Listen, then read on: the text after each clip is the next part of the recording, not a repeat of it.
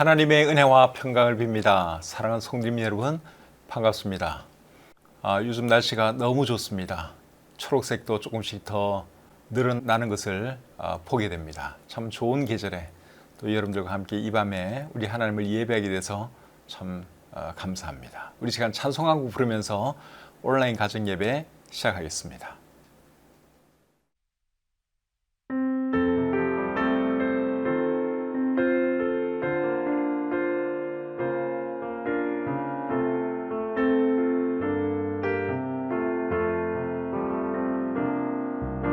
주님의 사랑이 이곳에 가득하기를 기도합니다. 주님의 평화가 우리들 가운데 있기를 원합니다. 주님의 사랑이 이곳에 가득하기를 기도합니다. 주님의 평화가 우리들 가운데 있기를 원합니다. 때로는 지치고 때로는 고뇌도 주만을 바라보면서 세상의 고통이 내게 닥쳐와도 주만을 사랑하리라. 주님의 축복이 이곳에 넘쳐나기를 원합니다. 주님의 사랑이 이곳에 가득하기를 기도합니다. 때로는 지치고 때로는 고뇌도 주만을 바라보면서 세상의 고통이 내게 닥쳐와도 주만을 사랑하리라. 주님의 축복이 이곳에 넘쳐나기를 원합니다. 주님의 사랑이 이곳에 가득하기를 기도합니다.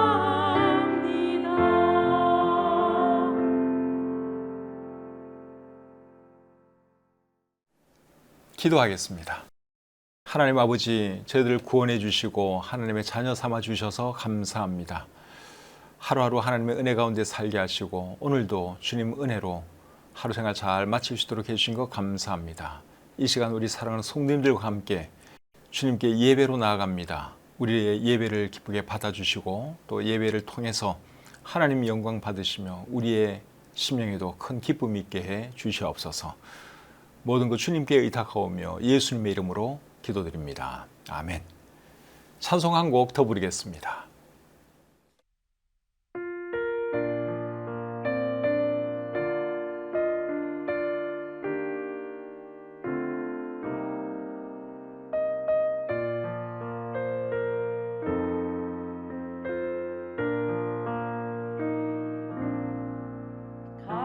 갈보리 산 위에 십자가 섰으니 주하고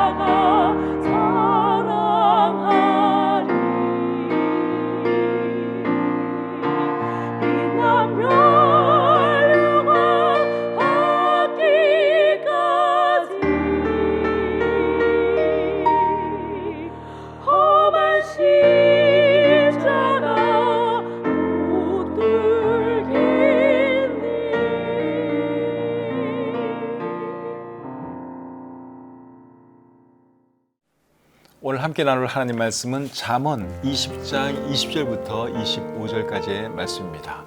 욥기 말씀은 오늘 한번 쉬고 오늘은 잠언 20장 20절부터 25절까지의 말씀입니다. 자기의 아비나 어미를 저주하는 자는 그의 등불이 흑암 중에 꺼짐을 당하리라. 처음에 속히 잡은 산업은 마침내 복이 되지 아니하느니라. 너는 악을 갚겠다 말하지 말고 여호와를 기다리라. 그가 너를 구원하시리라. 한결같지 않은 저울추는 여호와께서 미워하시는 것이요 속이는 저울은 좋지 못한 것이니라. 사람의 걸음은 여호와로 말미암나니 사람이 어찌 자기의 길을 알 수 있으랴. 함부로 이 물건은 거룩하다 하여 서원하고 그 후에 살피면 그것이 그 사람에게 덫이 되느니라. 아멘. 잠언 20장 20절부터 25절까지 말씀 읽어드렸습니다. 6구절인데 오늘 이 6구절이 우리에게 어떤 말씀을 하고 있는지, 어떤 교훈을 주시는지 배워보도록 하겠습니다. 20절 다시 읽겠습니다. 자기의 아비나 어미를 저주하는 자는 그의 등불이 흑암 중에 꺼짐을 당하리라. 효에 관한 말씀을 하고 있죠. 우리나라는 유교 사상이 굉장히 강한 나라인데 그러다 보니 기독교가 종종 효를 가르치지 않는 것으로 오해받기도 합니다. 제사를 기독교가 금하기 때문에 그런 오해를 하는 것인데, 근데 성경을 잘 보면 성경은 효를 참 많이 강조하고 있습니다. 10계명의 제5계명이 뭐죠? 내 부모를 공경하라 하는 것이죠. 10계명은 하나님께서 사람들에게 주신 중요한 10가지 계명인데 그 중에 5번째 계명이 내 부모를 공경하라 하는 거예요. 근데 순서상 5번째지만 사람들 사이에 해당되는 계명 중에서는 이것이 첫 번째 계명이에요. 첫 번째부터 네 번째 계명은 하나님에 대한 계명이고 5번째부터가 사람에 대한 계명인데 그 첫 번째는 내 부모를 공경하라 하는 것입니다. 그렇기 때문에 기독교가 어떤 사람들이 생각하는 것처럼 효를 가르치지 않는 그런 것이 아니다 하는 것이죠. 사실은 반대예요. 굉장히 많이 효를 강조하고 있습니다. 20절 말씀 다시 한번 읽겠습니다. 자기의 아비나 어미를 저주하는 자는 그의 등불이 흑암 중에 꺼짐을 당하리라. 그 등불이 흑암 중에 꺼진다 하는 말의 의미가 뭐겠습니까? 죽임을 당한다 그 말이죠. 죽게 된다는 말이에요. 이런 말씀만 봐도 성경이 얼마나 부모 공경을 강조하는지 우리가 알 수 있죠. 잠언 30장 17절에는 또 이런 말씀이 있습니다. 아비를 조롱하며 어미 순종하기를 싫어하는 자의 눈은 골짜기의 까마귀에게 쪼이고 독수리 새끼에게 먹히리라. 그러니까 부모 공경 잘하라 그 말이죠. 우리 부모님이 살아계시는 분들은 부모님에게 잘해드리시기를 바랍니다. 부모님을 공경하시고 부모님 말씀에 순종하시기를 바랍니다. 그렇게 하면 이 땅에서 잘 되고 장수한다고 우리 성경이 약속하고 있습니다. 그래서 이런 말씀 꼭 기억하시고 부모님에게 정말 잘해드리는 우리 모든 성도님들이 되시기를 우리 주님의 이름으로 축복합니다. 21절 보겠습니다. 처음에 속히 잡은 산업은 마침내 복이 되지 아니하느니라. 이게 무슨 말일까요? 여기 산업이라고 하는 단어가 나오는데 영어 성경에는 inheritance라고 번역을 하고 있습니다. inheritance는 상속받은 재산, 즉 유산을 말하는 것이죠.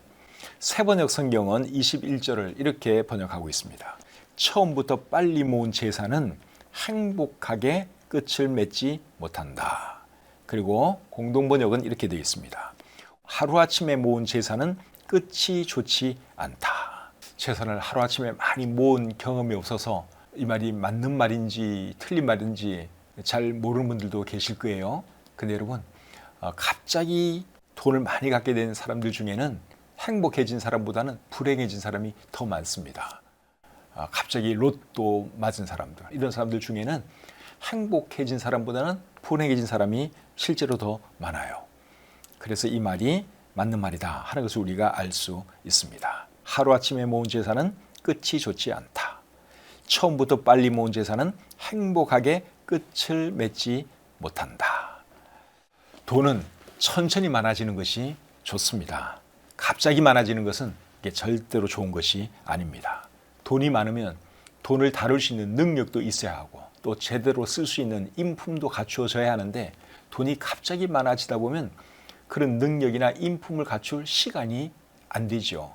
그 많은 돈이 오히려 재앙이 될 수 있다 하는 것입니다. 그리고 돈을 갑자기 많이 갖게 되면 또 빨리 헤프게 쓰게 될 가능성도 높지요. 그러다 보면 오히려 잘못된 일을 할 수도 있고 또 안 좋은 일을 할 수도 있는 것입니다. 그래서 돈은 갑자기 많아지면 안 되고 서서히 많아지는 것이 좋은 거죠. 그래서 갑자기 큰 부자 되려고 하는 그런 생각하면 절대로 안 되고 열심히 일을 해서 조금씩 재산을 늘려가야 한다. 그 생각을 하고 우리가 살 수 있기를 바랍니다. 22절 보겠습니다. 너는 악을 갚겠다 말하지 말고 여호와를 기다리라. 그가 너를 구원하시리라. 악을 악으로 갚지 말고 어떻게 하라 그랬죠? 여호와를 기다리라. 그렇게 말을 하고 있는데 이 말은 여호와께 맡기라 그 말입니다. 여호와를 기다리면 어떻게 준다 그랬죠? 그가 너를 구원하시리라. 무엇으로부터 구원해 주신다는 거예요? 악을 갚는 것으로부터 구원해 주신다 그 말이죠. 악을 안 갚으면 나만 그냥 당하고 살아야 되느냐?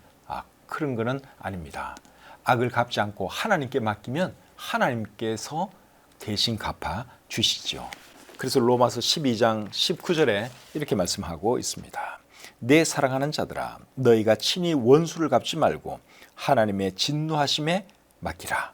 기록되었을 때 원수 갚는 것이 내게 있으니 내가 갚으리라고 주께서 말씀하시니라. 하나님께 맡기면 하나님께서 원수를 대신 갚아 주시겠다고 말씀하고 있습니다. 그래서 우리가 직접 원수 갚을 생각하면 안 되고 하나님께 맡겨야 돼요.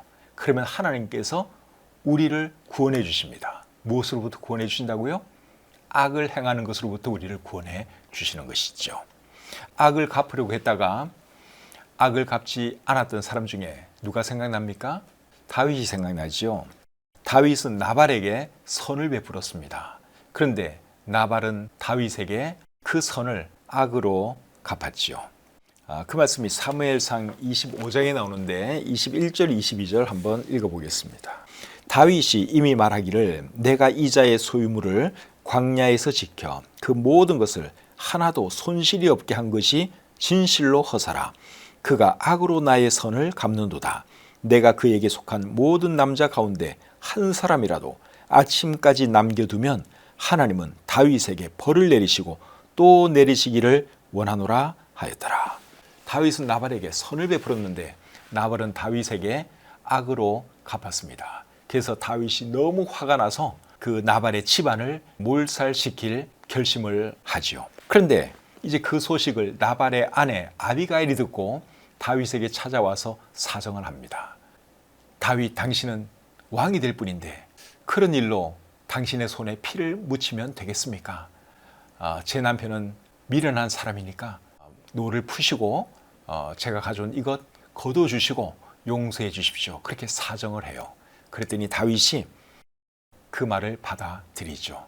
그래서 복수하려고 하는 그 생각을 철회하고 다시 돌아갑니다. 그런데 나중에 이 나발이 어떻게 되는 줄 아세요? 하나님께서 그를 벌하십니다. 사무엘상 25장 36절부터 38절 제가 읽어드리겠습니다.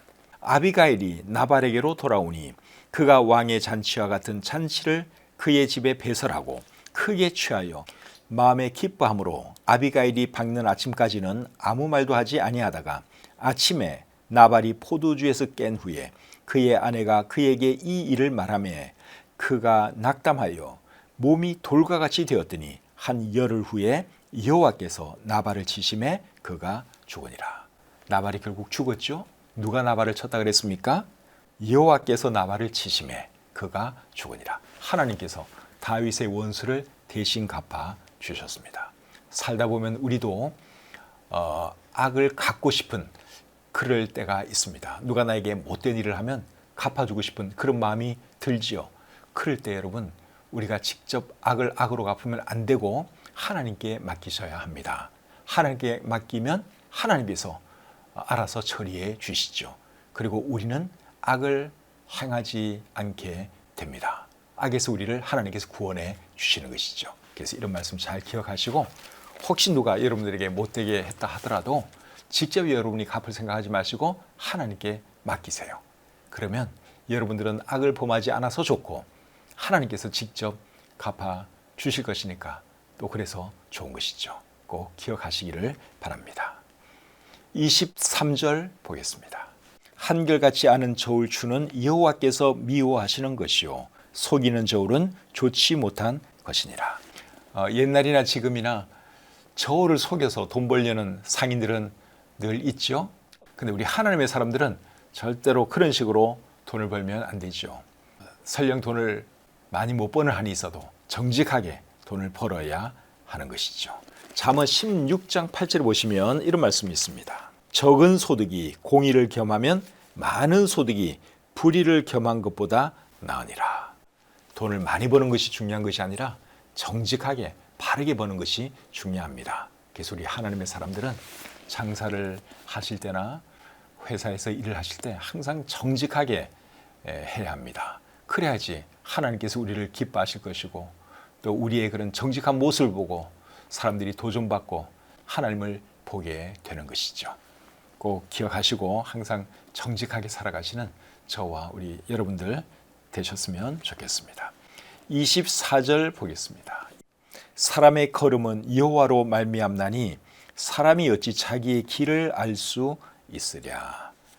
이 말씀과 비슷한 말씀이 잠언 16장 9절에도 있는데 그 말씀도 한번 읽어드리겠습니다. 사람이 마음으로 자기의 길을 계획할지라도 그의 걸음을 인도하시는 이는 여호와시니라. 순간순간 내가 결정하는 것 같은데 큰 그림으로 보면 하나님께서 우리의 걸음을 인도하신 것을 우리가 고백하지 아니할 수 없습니다. 그게 참 신기한 거예요. 분명히 내가 하루하루 결정을 하는데 돌아보면 하나님의 인도하심이 있었던 것이죠.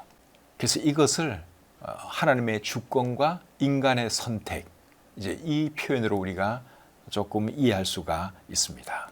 사람에게 일어나는 모든 일은 이 둘의 조화로 일어나는 거예요. 이 둘이 뭡니까? 하나님의 주권과 인간의 선택. 그래서 우리가 결정하는 것 같은데 또 크게 보면 하나님의 인도하심이 거기에 있는 것을 우리가 보는 것이죠. 근데 하나님의 주권과 인간의 선택을 우리가 다 이해를 할 수가 없습니다. 어디서부터 어디까지가 나의 결정이고 어디서부터 어디까지가 하나님의 주권이냐, 그거 우리가 규명할 수가 없습니다. 근데 중요한 거는 이 둘을 다 성경은 말을 하고 있다는 거예요. 인간의 선택에 대해서도 분명히 말을 하고 있고 인간의 책임에 대해서도 말을 하고 있고 또 하나님의 주권, 하나님의 섭리에 대해서도 성경은 말을 하고 있죠. 그래서 우리에게 일어나는 모든 일은 이 둘의 조화 가운데 일어난다 하는 것이죠. 중요한 것은 우리가 시행착오 없이 잘 살아가는 것이 중요한데 시행착오 없이 잘 살아가려면 어떻게 해야 되겠습니까? 내 마음대로 결정할 것이 아니라 하나님의 뜻이 무엇인지, 하나님의 큰 그림이 무엇인지 그것을 우리가 하나님께 기도하면서 순간순간 결정도 하고 살아야 하는 것이죠. 야고보서 4장 15절과 16절에 이렇게 말씀하고 있습니다. 너희가 도리어 말하기를 주의 뜻이면 우리가 살기도 하고 이것이나 저것을 하리라 할 것이거늘 이제도 너희가 허탄한 자랑을 하니 그러한 자랑은 다 악한 것이라. 주의 뜻이면 이것도 하고 저것도 하겠다, 그렇게 말을 하라고 말씀을 하고 있죠. 근데 하나님에 대해서는 전혀 생각하는 것 없이 내 마음대로 결정하고 내 마음대로 하면 나중에는 큰 시행착오를 겪을 수밖에 없는 것이죠. 그리고 그렇게 하는 것은 악한 것이라고 말씀하고 있습니다. 내 걸음을 인도하시는 분은 하나님이라고 하는 사실을 늘 기억하면서 순간순간 하나님께 물어가면서 우리가 결정도 하고 또 하루하루 살아갈 수 있기를 바랍니다. 그렇게 살아가야 우리가 시행착오 없이 인생을 낭비하지 않고 바르게 살아갈 수 있기 때문에 그렇습니다. 이제 마지막으로 25절 보겠습니다. 함부로 이 물건은 거룩하다 하여 서원하고 그 후에 살피면 그것이 그 사람에게 덫이 되느니라. 25절 말씀을 저는 설교자로서 굉장히 소중하게 여기고 있습니다. 이 말씀이 저한테는 너무너무 중요한 말씀이에요. 다시 한번 읽어드려 볼까요? 함부로 이 물건은 거룩하다 하여 서원하고 그 후에 살피면 그것이 그 사람에게 덫이 되느니라. 이 말씀이 왜 저한테 중요한 말씀인가 하면 저는 설교하는 사람이잖아요. 설교는 성경의 원리를 사람들에게 가르쳐주고 그 원리대로 살도록 도전하는 것이 설교자가 하는 일이죠. 그것이 설교의 정의라고 할 수 있습니다. 성경의 원리를 사람들이 자신의 삶에 적용하도록 도전하고 설득하는 것, 그게 설교입니다. 그런데 설교자가 뭘 잘 알아야 되는가 하면 성경의 원리와 그리고 사람들이 적용해야 할 그 적용, 요 차이를 잘 알아야 합니다. 이 둘의 차이를 모르면 이상한 설교자가 될 수밖에 없습니다. 예를 한번 들어볼까요? 성경에 보시면 여자는 남자의 의복을 입지 말 것이요 남자는 여자의 의복을 입지 말 것이라 하는 말씀이 있어요. 이제 이 말씀은 원리죠. 원리가 뭡니까? 여자는 남자의 의복을 입으면 안 되고 남자는 여자의 의복을 입으면 안 된다. 이게 성경이 우리에게 말하는 원리죠. 근데 이제 이 원리를 사람들에게 적용시킬 때 예를 들어서 성경에 이렇게 말씀했으니까 우리 남자분들은 가급적이면 바지를 입으시고 또 여자분들은 치마를 입는 것이 좋겠습니다. 이렇게 말하면은 나름대로 적용을 잘해준 거죠. 왜냐하면 남자의 대표적인 옷은 바지고 여자의 대표적인 옷은 치마니까 이제 그렇게 권면하는 것은 얼마든지 가능한 거예요. 그런데 설교자가 이제 이 말씀을 설교하면서 남자는 반드시 바지만 입어야 하고 여자는 반드시 치마만 입어야 합니다. 이렇게 말을 하면 이거는 설교를 잘못한 거예요. 왜 그런가 하면 성경에 그런 말은 없잖아요. 성경에서 하는 말은 뭐예요? 여자는 남자의 의복을 입지 말고 남자는 여자의 의복을 입지 말라 하는 말씀이 있지 남자는 바지만 입고 여자는 치마만 입으라 그런 말씀은 없잖아요. 옛날 바리새인들의 문제가 바로 그거였습니다. 안식일에는 안식일을 거룩하게 지키라 하는 이제 그 원리를 사람들에게 가르치면서 이것도 하지 말고 저것도 하지 말고 나름대로 여러 가지를 가르쳤어요. 근데 그거는 사실 성경이 그렇게까지 하라고 한 것은 아닌데 바리새인들이 자기 딴에는 잘한다고 이제 하지 말아야 할 것들을 쭉 그렇게 열거를 했는데 그렇게 하다 보니까 나중에 이상한 그런 가르침이 되고 마는 것이죠. 그래서 제가 개인적으로 이제 이 말씀을 굉장히 중요하게 여기는 것입니다. 그리고 25절 말씀을 우리 성도님들도 잘 기억하면 좋은 것이 이 말씀은 일상생활에서도 적용할 수 있는 말씀입니다. 어떻게 적용할 수 있을까요? 지키지 못할 말은 하지 않는 것이 좋다. 그런 뜻으로 우리가 적용할 수 있겠죠. 그래서 말을 할 때는 다시는 절대로 이런 표현은 안 하는 것이 좋습니다.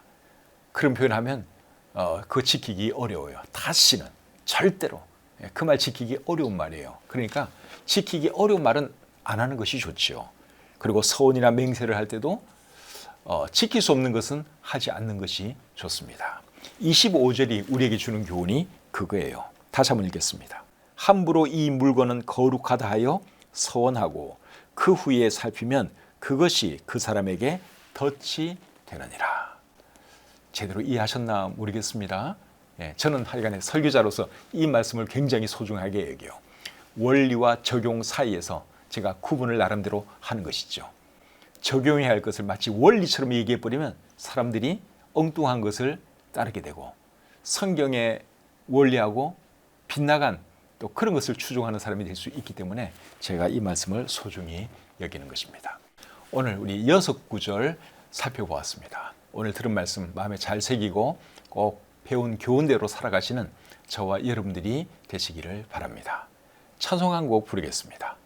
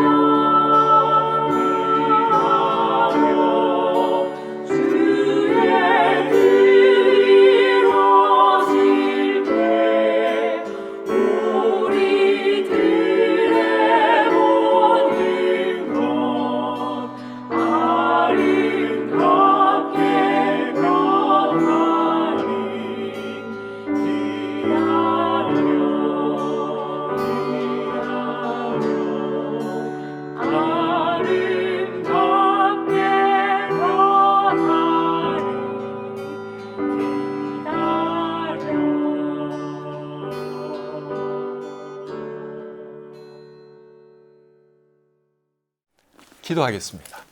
하나님, 이 밤에도 저희들을 하나님 말씀 앞으로 불러주시고 잠언에 있는 6구절 또 함께 나눌 수 있도록 해주신 것 감사합니다. 오늘 들은 말씀 우리 마음에 잘 새기게 도와주시고 살아가면서 실천할 수 있도록 하나님 도와주시옵소서. 오늘 하루의 모든 생활도 감사드리며 예수님의 이름으로 기도드립니다. 아멘. 오늘 내용은 그렇게 어려운 것은 없었어요. 그리고 내용도 굉장히 짧습니다. 6구절 살펴보았는데 혼자 예배드린 분들은 다 이해하셨는지 한번 읽어보시고 마음에 다시 한번 담았으면 좋겠고, 가족들과 예배드린 분들, 특별히 우리 어린 자녀들과 함께 예배드린 분들은 이 말씀을 제대로 이해했는지 질문을 꼭 하시고 서로 대화하고 기도하고 주무시기를 바랍니다. 오는 주일은 부활주일이죠. 모든 주일이 다 중요하지만 부활주일은 다른 주일보다 더 의미 있는 주일이라고 할 수 있습니다. 그리고 오는 주일 3부 예배 시간에는 심례식과 주의 만찬도 있습니다. 오는 주일 여러분들 한 분도 빠짐없이 다 나오셔서 부활하신 우리 주님을 함께 예배했으면 좋겠습니다. 그리고 내일은 우리 교회 대청소가 있습니다. 시간들 내셔서 많이 나오셔서 교회도 청소 같이 하고 그리고 함께 교제하는 그런 시간 되었으면 좋겠습니다. 오늘도 함께 해주셔서 감사하고 오늘 이 밤에도 편안히 주무시고 오는 주일 교회에서 뵙도록 하겠습니다.